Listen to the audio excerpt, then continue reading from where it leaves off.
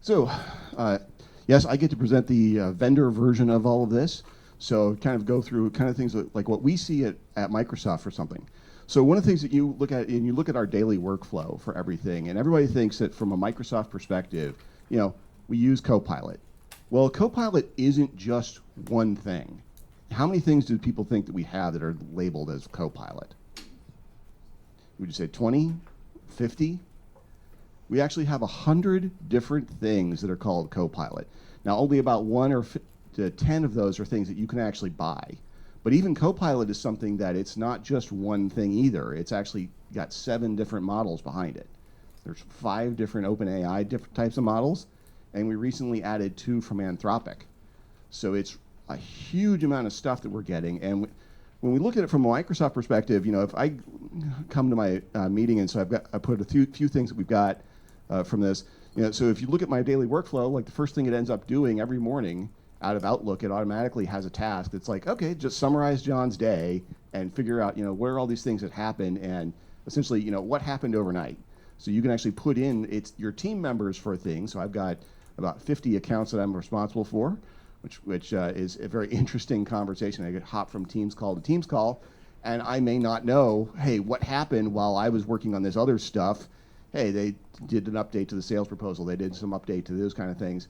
What's going on? And it will actually prompt at the top.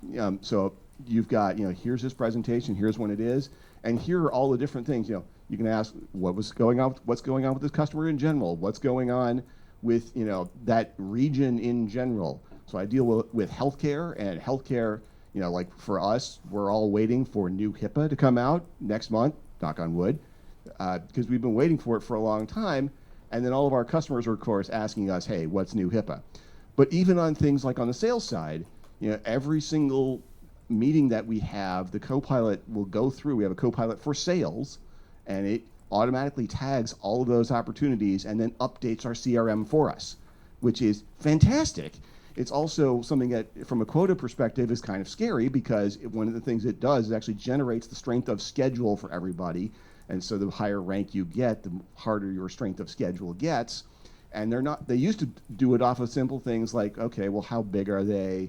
What's their renewal year? What's the total amount of it? And it's like, no. We have, some great customers that they're huge, but they're really easy to deal with. And then we have some people, I have 2 of them that one of them I may be visiting next week, Horizon Blue Cross Blue Shield of New Jersey.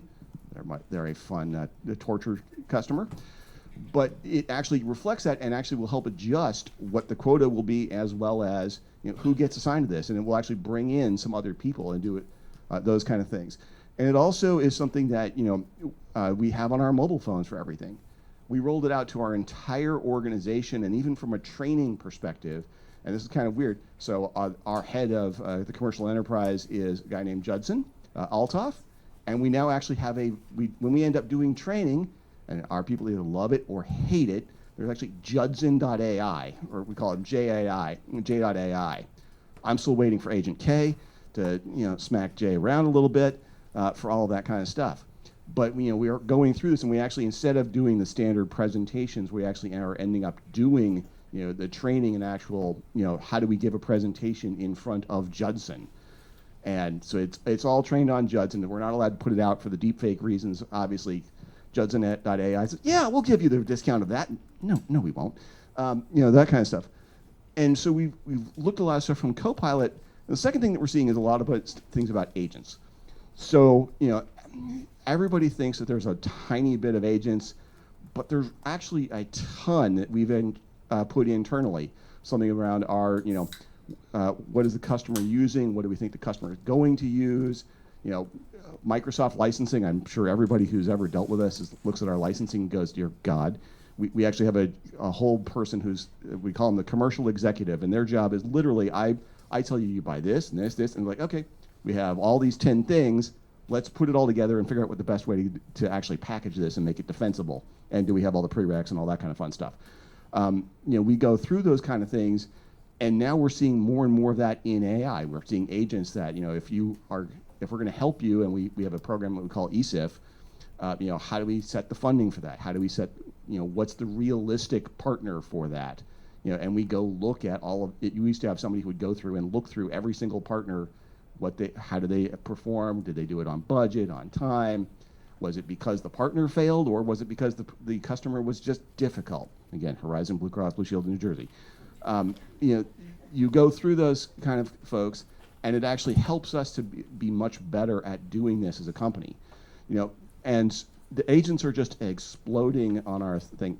But the last thing for us, and so I deal with the security piece of this, so I get to do in HIPAA, you fill out all those forms, and I'm the guy that gets to say, and you screwed up here, here, here, and here, and here's where it's not HIPAA compliant, and here's what Microsoft has, we'll help you fix it. But it's made us much more security conscious in that perspective, because as we go through all of that type of security, we're really having to think about it much earlier in the process and rely less and less and less on people. Because the moment you create a document, the first thing we have to do is we have to put a sensitivity label on it. That does encryption, and that changes the game for it. But all that stuff's discoverable, all that stuff happens, so we look at our chats, and if it's over 30 days, we look at our retention and start saying, how do we get rid of this thing? And it's not just something that, did it switch? Come on. Yeah, and so, if you look at this is just the kind of things that I was talking about within Microsoft, but there's a huge, ginormous agent ecosystem that's now happening for us. And it's a real challenge for us, to help people such as you, because, again, Copilot, people think of it's one thing. No, it's 100 different things, and then we have the internal versions of it all over the place. And so actually on May 1st, we're doing something that Microsoft, we said for a long time, we're not going to do. We get to a certain license level, and that's pretty much it. That's the package. And then we're like, okay, AI has actually now made it where we have to introduce something new. So on May 1st, we have a whole new, we finally make an E7 license, which is a great fun thing for us, trying to learn what that is. But one of the components of that is Agent 365, and we start thinking about it in terms of identities of, what is it that if John does this as is something, well, John's risk is this, and I've always had to look at, is John doing something stupid, or was he hacked, and therefore he just happens to be the guy that's doing something stupid. Then, we now have the new persona of, is the agent doing something stupid, so nobody's actually at fault. We don't have to train anybody, but we do have to go back and refine what that agent has access to, what they're looking at from that. So really from a Microsoft perspective, from a vendor perspective, this is moving so incredibly quickly.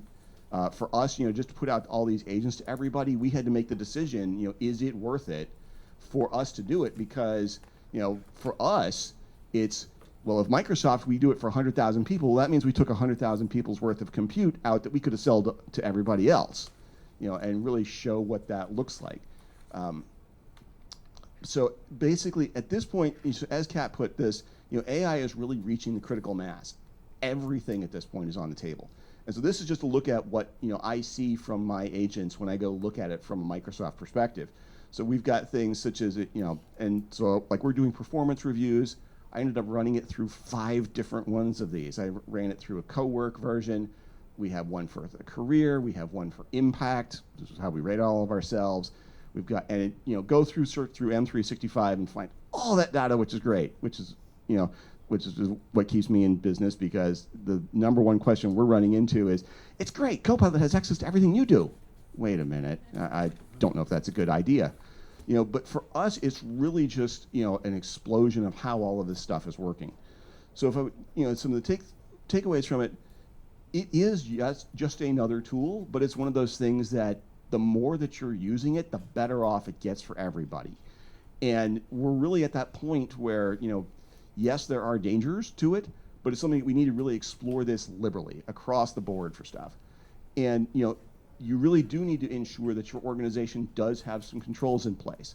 So Copilot, we built it with the Microsoft ecosystem in mind. I deal with Purview, if you want to know about that, available. But things like encryption, retention, just e-discovery. What is e-discoverable? Those kind of scenarios, as well as what permissions, and permissions are a wide layer of things. But AI is great, but it does need to be reviewed, because we have situations where it will learn from other people. If you argue with somebody, it will actually pull in that argument and then be, oh, well, this is what it actually is. It's like, no, it doesn't do that. Use learn as our thing. And then it's just the extreme rate of change. it's an extreme rate of change for you guys, but it's also an extreme rate of change for us. And so it's not that we don't know what we're doing, but it's also at a point where it's very fast. So. Thank you so much.